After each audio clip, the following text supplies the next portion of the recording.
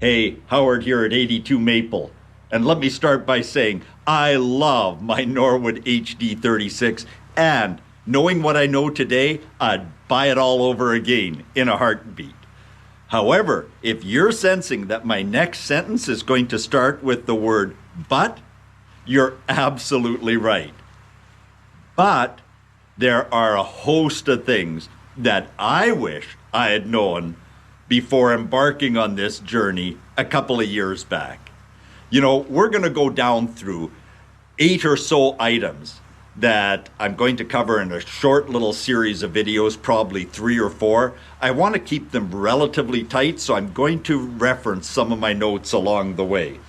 So this is done in the context of if you're contemplating buying a band mill, this video will perhaps help you ask some questions before that purchase that I certainly wish I had asked. That's number one. Number two, perhaps what we cover is going to make the assembly and the maintenance and upkeep just a little bit easier. 3, if you already own one, maybe there's something in the modifications and the workarounds that I've done along the way that'll be of value to you. And hey, if you've owned one and are an experienced operator of a portable band mill, enter your comments below. There's probably a ton that I can learn from you. I'd love to see photos, ideas, concepts, whatever it is that you're working on that has made it a little bit easier. So for me, this was as much about resetting expectations as anything, on everything from assembly, from the actual assembly to the challenges that I was going to face along the way. I had to literally throw out my timelines and even some of the budget constraints that I had imposed on myself. I'm not a professionally trained mechanic, but between the 2 toolboxes over there and 2 much larger ones that are back in the shop, I've got pretty much every regular tool and specialty tool that one might need when working, assembling or working on this unit, including all of the necessary power tools, and I'm sure my wife Coral would interject, and then some, Howard. But hey, we've got it all. Again, I'm not a professionally trained mechanic, but I have rebuilt my own small and large gas engines. I've maintained heavy equipment and done everything but internals of diesels and their powertrains off and on over the course of 50 years. So not a complete newbie is all I'm saying. And as I made the journey over the past couple of years, the picture that kept recurring in my mind was there was someone out there that figured that it would be fun and profitable or enjoyable to own a little portable sawmill, and now they're frustrated, even disillusioned, to the extent that the little sawmill that was once promised much hope or fulfillment is just collecting rust and dust. So in this series, we're going to start off by covering 8 areas where, for me, there was a pretty significant gap between expectation and reality. And for each of these, I intend to identify the problem, suggest a solution, and let you take it from there. So let's get started.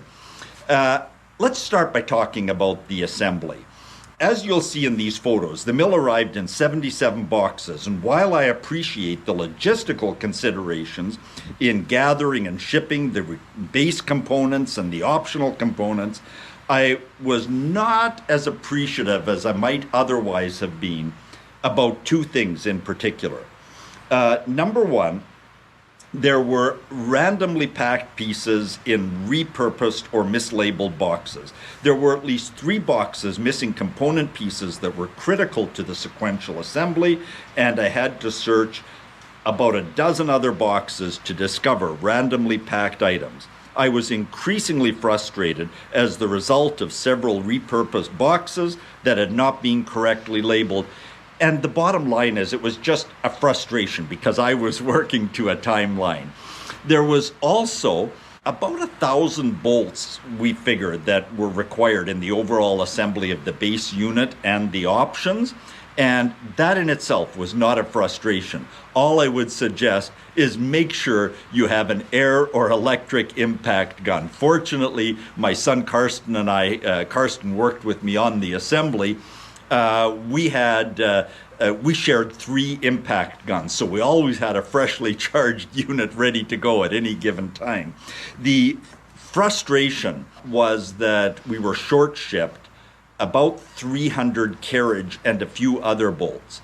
And this was discovered late on a Friday afternoon, just when I was expecting to commit a full weekend to the build.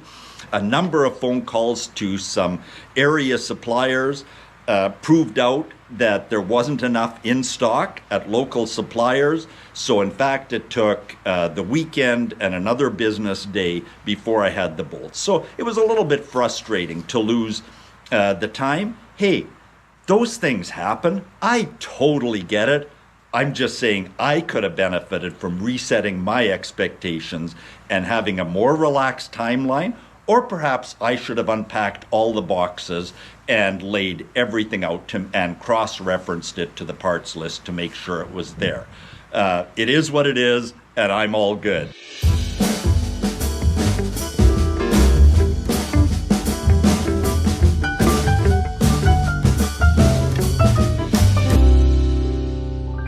Item number 2, let's go over here for a minute to the Sawmill hydraulic pump unit.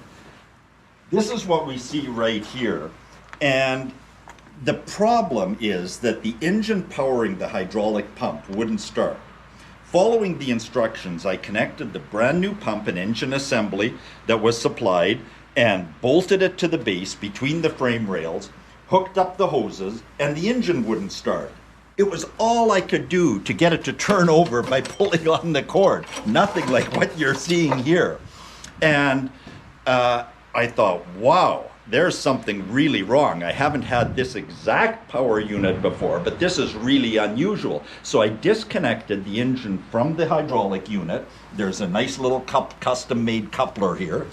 And took this into the shop, bolted it to a workbench, and it fired up. Just like nothing. Terrific. Ran it for 15-20 minutes, just thought that there'd maybe been an airlock or something that had been frustrating me, rebolted it to the coupler, and tried to start it again, no success. Again, thinking that I'd missed something along the way, took the engine back in, bolted it down, fired on the first pull of the cord, came back out to the unit, turned the input shaft. It worked well. Well, what could be the problem?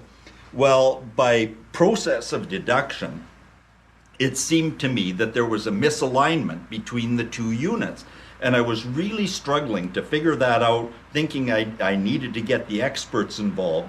And I looked at the base mounting panel. Now, this is not more than 3/16 of an inch thick. And what I did was set the unit on there without tightening the bolts, and then took a 4-foot level and rigged up an equivalent spacing between this end and the engine end, and laid a 4-foot level across it, and it was pretty clear what was going on. There was a C-shaped, I'm exaggerating of course, deflection between this side of the mounting plate and this side of the mounting plate. Once that was identified, the cure was dead simple. You'll see a couple of 1/8 inch washers here, 2 here, 2 here. Interestingly, I required just a little thinner spacing here, and through a series of tests, just found that the engine started just like it did when coupled to the unit as it did without being coupled to the unit. So no more tension on the inner bearings and the coupler. But you know, that was about a 3 or 4 hour process, front to back. So if you encounter something similar, now you know what to do about it. And it just would have been so easy, it seemed to me in retrospect, 2020 hindsight what it is, that the manufacturer could have bolted welded a little piece of T-bar or angle iron under each of the sides to prevent that deflection from happening. So none of these issues would have detracted me from purchasing my Norwood HD36. Further, the folks at Norwood Canada that I spoke to were eminently helpful, thoughtful, and did the best they could to resolve the issues as they happened. Again, this series is not in any way a rant or even a minor complaint about Norwood. It's all about the expectations and the things that I wish I'd known before embarking on the journey.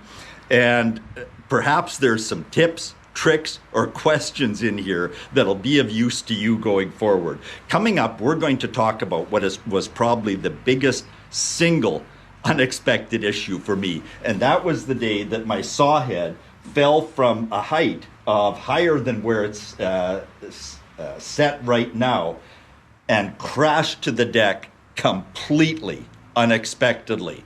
What caused it and what the solution was. I hope that you benefit from that, and you know what? I'd love it if you like, comment, or subscribe below. Stay tuned. In the next episode, we're going to cover off a bit about the saw head lift failure and a bit about the panel safety switch, which is located over here on the far side, and some emergency stop issues. So stay tuned.